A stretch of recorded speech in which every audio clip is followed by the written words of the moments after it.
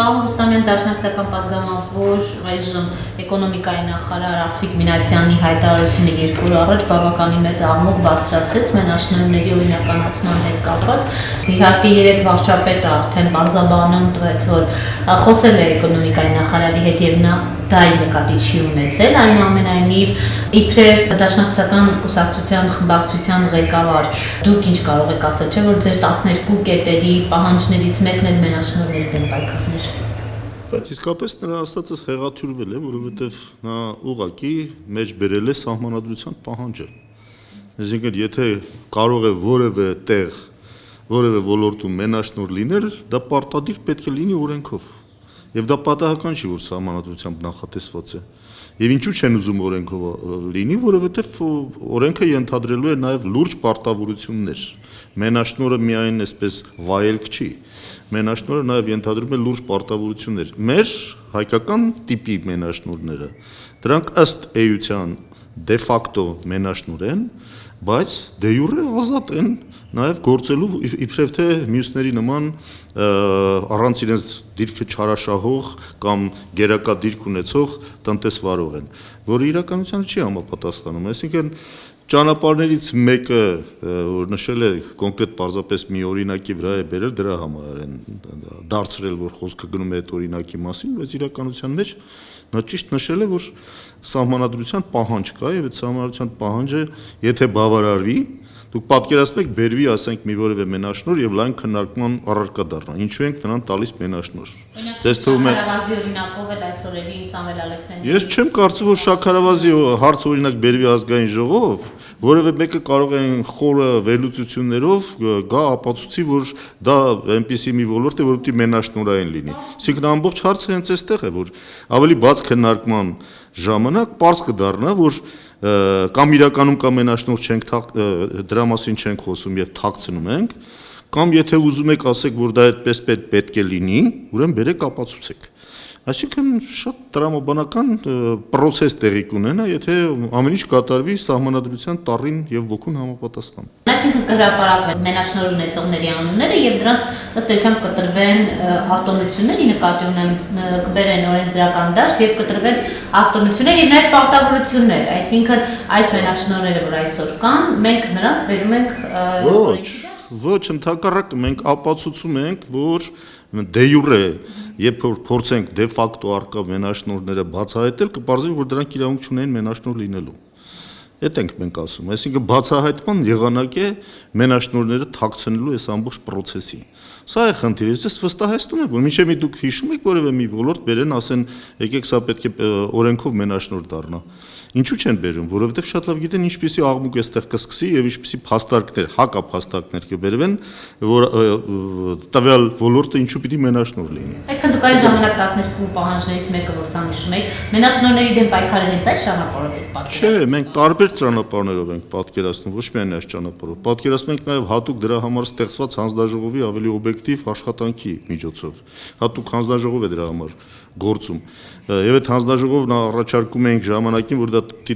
տրվի հնարավորություն ընդդիմությունը նշանակի նրա ղեկավարը։ Այսինքն մենք մեր պատկերացրած մեխանիզմների մասին խոսում ենք, բայց այդտեղ այն աբսուրդը, որ գոյություն ունի, դրա մասին է նախարարը ուզեցել նաև մատնանշի, որ եթե որևէ մեկին թվում է, որ ինքը իսկապես մենաշնորհի իրավունք ունի, եւ այդ մենաշնորհը երկրին ու պետությանը պետք է, թող բարի լինի դա բերի ապացուցի եւ դրա համար օրենքով նախատեսված առաջանա հնարավորություն։ Եվ կտեսնեք, որ շատերը այդպիսի քայլի չեն դիմի, եւ ուրեմն նշանակում է, եթե այս հայտարարությունը օրինակ ուղղակի դիտենք եւ որևէ մեկը սրանից հետո չի դիմելու, այդ նշանակում է իրականում նրանք ուզում են այսպես համ մենաշնորհ լինեն, համ էլ թաքնված գործեն իբրև թե մյուսների հետ հավասար մրցակցային դաշտում են գործում։ Այսինքն սա ավելի է ցցուն ցույց տալիս մեր աբսուրդը իրավիճակի։ Սա է խնդիրը։ Մենք տեսանք շատ առանցքային պաշտոնյայի ձերբակալություն գեներալի եւ գնդապետների։ Ձեր կարծիքով իսկապես այդ սպառազինության նյութատեխնիկական ոլորտում այնպիսի չարաշահումներ են հայտնաբերվել, որ անխուսափելի է նրանց ձերբակալությունը, թե իշխանությունը նախապատրաստվում է ընտրություններին, որքանով են պատրաստվում սրանք իմիտացիոն քայլեր այս ձերբակալությունները։ Բարձրաստիճան զինվորականներ են ձերբակալվում, ինչ իմիտացիայի մասին կարող է խոսքը լինել, նախ բնական է դա այդպես չէր կարող լինել։ եւ մենք շատ հստակ ասել ենք հենց առաջի պահից, որ միայն պաշտոնանկությունը բավարար չի, պետք է ուղղակի պետք է ներողություն, մի վարքյան, այդպես բան չկա, եթե քրորեն հետապնդելի չէր չէին ձերբակալ այդ մարդկանց։ Այսինքն ես էլ ասում եմ, որ այդպես չի լինում, եթե ինչ-որ բան սկսում ենք, ուրեմն պետք է նաեւ խորությամբ հետազոտվի եւ եթե կա քրորեն հետապնդելի արագ պատասխան տան նաև քրական օրենսգրքով։ Ինչն է տեղի ունենում եւ մենք դա ողջունում ենք, շատ ճիշտ է։ Այո, պետք է մարդիկ հասկանան, որ վաղ թե ուշ պատասխան են տալու իրենց ոչ միայն չարաշահումների, պաշտոնական դիրքի չարաշահումների հետ կապված հարցերով, այլ ուղղակի հանցակազմ պարունակող ավելի լուրջ խնդիրներ։ Պարոն Սամյան, բայց պատերազմը պետք է առիթ լիներ, որպեսզի այդ խնդիրներն իմանային։ Կարծում եք, որ այնտեղ կոռուպցիոն ռիսկեր կային եւ ավելի վերին օղակները դրանից տեղյակ չէին, այսինքն պատերազմը առիթ էր, հա ճգնաժամից դուրս գալու։ Կյանքում միշտ էլ այդպես է, ամեն մի հաջորդ օրը առիթ է լինելու նախորդ օրվա բաները ճշտելու համար, այդպես է կյանքը։ Հիմա մենք ունեցել ենք ավելի, այսպես ասած, արագ եւ ավելի ամբողջական տեսնելու, տեստավորելու, այսպես ասած, բոլոր ոլորտները, որոնք այդ ընթացքում պետք է նորմալ գործեին, բայց նորմալ չեն գործել։ Այսինքն մենք մի կողմից չպետք է զարմանանք, որ մարդկանց պատժում են, մյուս կողմից էլ ասենք ինչ է, մեր մոտ ամեն ինչ լավ է, որ ոչ մեկին չեն պատժում։ Հենց սկսում են պատժել, ասում են, «Ես ինչ եք պատժում»։ Պարոն Ռուստամյան, այս ձերբակալություններին կհաջորդեն նոր ձերբակալություններ։ Դուք նշեցիք, որ մենք պետք է ունենանք հիմքեր։ Քրեական պատասխանատվության ենթարկելու համար։ Խաչատուրը լրագրողների հետ զրույց նշեց, որ այնուամենայնիվ տեղյակ չեն եղել հակառակորդի տեղաշարժի առաջխաղացման մասին։ Սա արդեն կարևոր բացթողում չէ, պարոն Ռուստամյան։ Դա բոլորովին այլ հատարարություն է, դրա հետ կապված չի։ Ես չեմ կարծում, որ տեղյակ չեն եղել, նախ փաստերը ցույց տվեցին, որ այդպես էլ չի, որ տեղյակ չեն եղել։ Ամբողջությամբ անսպասելի եթե լիներ, մենք բոլորովին այլ կորուստներ եւ այլ մասշտաբի զոհերի մասին կխոսենք, այսինքն դա այդպես չի։ Ես նաեւ գիտեմ որոշակի ինֆորմացիա, որ բնականաբար մի քիչ շատ են ուղղացնում այս խնդիրը, այսպես չենք քնած չենք, հարցակվեցին, մենք զարթնեցինք, այդպես չի եղել։ Բայց որ եղել է այո, թերացում այդ ուղղությամբ, հետախուզության ուղղությամբ, դա է նաև պատճառը, որ տվյալ ոլորտում փոփոխություններ սկսեցին իրականացվել, դա ակնհայտ է, այսինքն մենք կարող ենք ավելի վաղ իմանալ, սա ուրիշ հարց է, այսինքն մի քիչ ավելի լավ պատրաստվեինք եւ այլն, սրանք բոլորը նորմալ հարցադրումներ են եւ այդ ուղղությամբ պետք է քայլեր կատարվեն, որպեսզի շտկվի։ Մենք այս են տեղն են, որտեղ երկրորդ անգամ սխալվել չի կարելի։ Այսինքն այս սակրավոր, ինչպես ասում են, սխալվում է մեկ անգամ։ Հիմա մենք իրավունք չունենք, այս այդ դեպքը չի, որ եւս մի անգամ փորձարկենք, տեսնենք էլ ինչ սխալներ կան։ Սխալներ, թերություններ ամեն ոլորտում կան, մանավանդ հսկայական ոլորտ, ինչպիսին բանակն է։ Բայց մենք նաեւ ասում ենք, որ այո, այդ process-ը պետք է տեղի ունենա, բայց առանց ստվերելու բանակի գլխավոր ձեռքբերումը, որը մենք ուղղակի պետք է շատ ուշադիր լինենք, որ թշնամու ջրաղացին ջուր չլցնենք, որտեղ ինչ են իրենք ասում, իրենք Պյուրոսյան, այսպես ասած, իրենց թվացյալ հաղթանակը ներկայացնում են, որ մի մեծ ձեռքբերում են ունեցել, իրականության մեջ լուրջ կործանում են ունեցել եւ բլիցկրիգը տապալվել է ամբողջությամբ։ Այսինքն մենք նույն բաները չպետք է կրկնենք, ինչ որ իրենք են ուզում, որ մենք ասենք։ Սա է խնդիրը։ Երկու օրը բավականին քննարկման ենթարկվեց Սամվել Բաբայանի հարցազրույցը, նաև երկրորդ աղակատն է հարցազրույց տվել։ Այս երկու գործիչների մտահոգությունները արդյոք կիսում եք դուք։ Ես ամբողջությամբ ծանոթ չեմ հարցազրույցներին, դրա համար չեմ կարող ընդհանուր գնահատականներ միայն կարող եմ տալ եւ բնականաբար բոլորի մտահոգություններն էլ պետք է նկատի ունենալ, որտեղ թե մարդը սրտացավությամբ է ինչ որ գնահատում կամ մտահոգություն հայտնում, դա չի կարելի անտեսել։ Սա մանավանդ այնպիսի անձիկ, ովքեր որ դերակատարություն են ունեցել անցած մեր ամբողջ ազատամարտի ընթացքում։ Պարոն Սամյան, Սամվել Բաբայանի այդ ներուժը հաշվի առնելով իր անցած ճանապարհը, արդյոք ճիշտ չի, որ նրան էլ ներգրավեն ռազմական ղեկավարության կազմում։ Հանրապետականներն օրինակ շատ վատ են տրամադրված այդ հարցին։ Պաշտպանության նախարարները ասում են մենք տեղ չունենք զինվորների։ Այդ պոտենցիալից որ անդադ խոսում է Սամվել Բաբայանը, դա ուղղակի թողնենք իր անկախ բարեկամություն ցանկությանը, թե պետականները։ Պոտենցիալից միշտ էլ պետք է օգտվել ցանկացած մեկի պոտենցիալից, մանավանդ եթե անհրաժեշտություն է առաջանում զորաշարժի, այդտեղ բոլորն էլ ուղղակի անմիջական պետք է իրենց մասնակցությունը բերեն, ինչ որ մենք նկատեցինք եղավ այս ընթացքում։ բնականաբար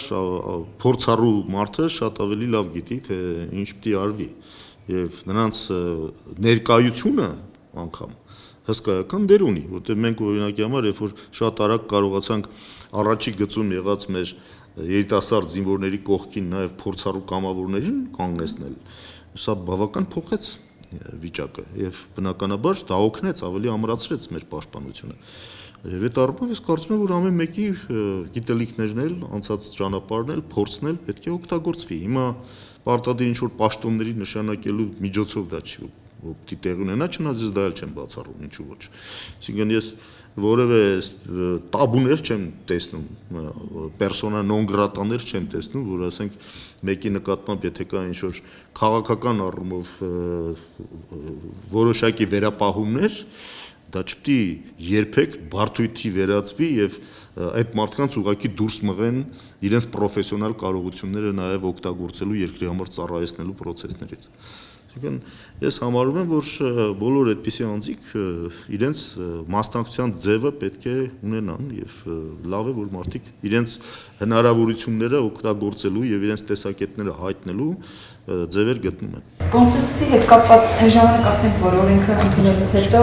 կարող է շարունակվել, որպեսզի որոշ միգուցե վերահսկողական մեխանիզմների շուրջ թեկուզ կոնսենսուս լինի, որից հետո հայտարարություն կլինի, որպեսզի միջազգային կառույցներից աջակցություն լինի։ Նախաստան այդ փաստաթուղթը անձամբ ձեր նախաձեռնություններ եւ իշխանությունների հետ համաձայնեցված չէ։ Անձամբ իմ նախաձեռնությունը չի, ես այտենց հեղինակային իրավունքի ցկտելու խնդիր չունեմ,